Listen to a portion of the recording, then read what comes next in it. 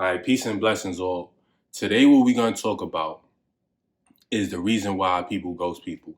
And the reason why I'm going to talk about it is because that is an issue for which I had, right? And I have ghosted friends, people I've dated. I even ghosted a basketball team before. And what I'm going to speak about is my reasons on why I have ghosted, right? Not I'm not going to discuss all of the reasons because many different people have their own reasons. But I'm sure that there are going to be some people who can relate to my reason, right? My reasons, right? So the first one was I didn't know how to validate, and I never learned how to validate my own emotions.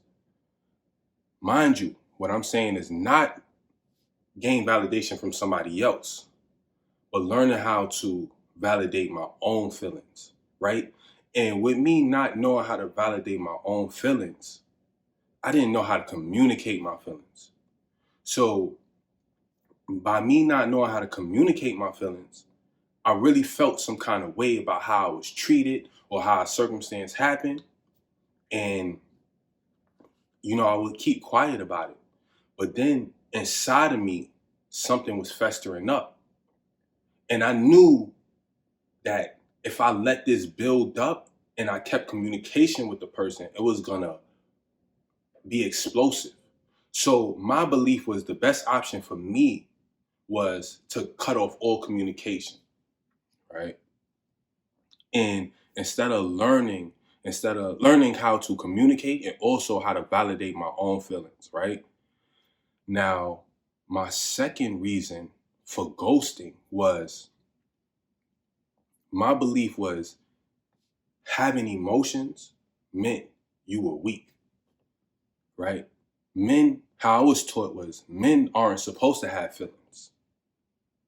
We're not supposed to even express ourselves. Like, if you express yourself as a man and what you're going through emotionally, like, you're considered weak. People gonna call you emotional. And when they say, oh, you're emotional, you basically disrespecting the man.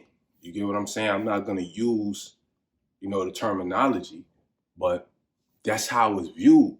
So to me was the best thing for me was, yo, listen, I'm feeling some kind of way. I'm not supposed to be feeling this kind of way. So what I'm going to do is I'm going to get up out of here because I want to make sure I'm always establishing myself as a man, how the world projected it to me and the understanding I grew up with, right?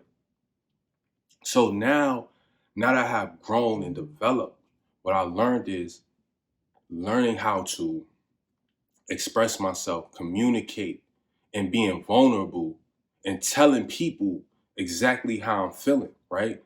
And to give them the opportunity to either state their case or not state their case. And if they decide that they want to state their case, how do I want to move going forward?